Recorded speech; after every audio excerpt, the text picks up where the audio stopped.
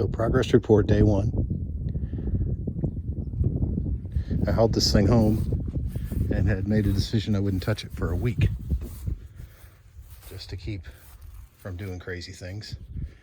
So my first priority was cleaning it out. I won't describe what's in here, or what was in here.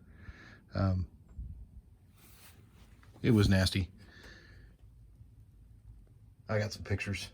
That's about all I'll say.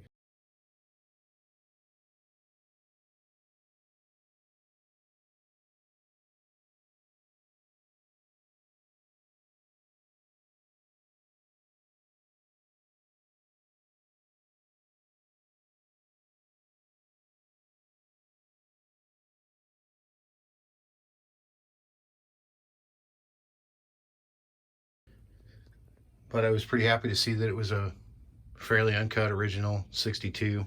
That door's wrong, of course, but the floors have been patched by the previous owner, which was in Utah. There's not a lot of rust in it, though. The usual on the other side didn't really translate to this side. This side, the footwell, doesn't have a lot of rust in it, so I'm pretty excited about that. So pulled the seat out, and proceeded to pressure wash the crap out of it, literally. And after that, after I started there, I came up underneath here. I'll show you some pictures of that too.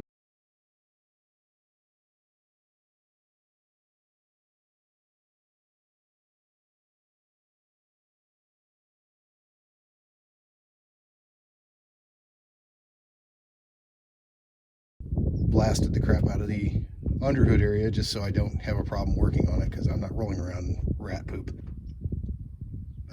Pulled the intake or the air cleaner off and noticed there was an adapter on it, and I kind of was pleasantly surprised to see it's a 4-barrel. It's a 318, so it's kind of like, I don't know. These motors are really good. Good torquey motors. I'm not really planning on taking it out yet. If I can get it running, which is kind of what you're watching now. I took the carb off. We're going to find something to slap on it, see if it'll run. The motor's free. Got a wrench on it. It moved really easily. Pulled all the plugs, squirted the cylinders down, rotated a few times. Couldn't get the starter to work. Starters froze up, which I pulled out. Rats have been chewing on pretty much everything, so if I run it, it'll be mainly wiring underneath the hood straight off the battery for now. You can kind of see the extent of some of the rats and their handiwork, but you know, they didn't do too bad. There's still a lot of wiring left in the truck that I'm going to leave alone if I can, but I'm pretty happy so far. This is a side that probably will need the most work. This footwell got it the worst, which is probably the one that got used anyway the most. The truck has a 420 4-speed. The heavy duty, from what I can read, what I can see, they're straight cut first and second gears, which makes them noisy as hell, but really strong. And it's got a Dana 60. There's a Utah truck, which I'm kind of surprised after I started shoveling stuff out that there's as much of the floor as there is. So odometer says 40, which I have no faith in that, but the dash is fairly clean. I think that's cool. I like the dashes. I probably won't mess with this dash if I get it running. The gun rack, which will probably stay. I think it's cool. I don't know what to do with that yet, but depending on what's in it, how bad it is, I may just clean it out and use it. It worked this long. So that's as far as I got today. But that's it.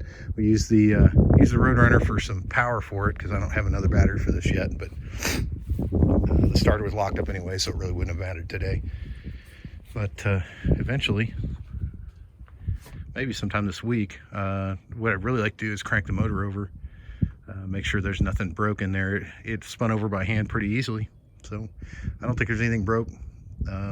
Valve train all looked really clean.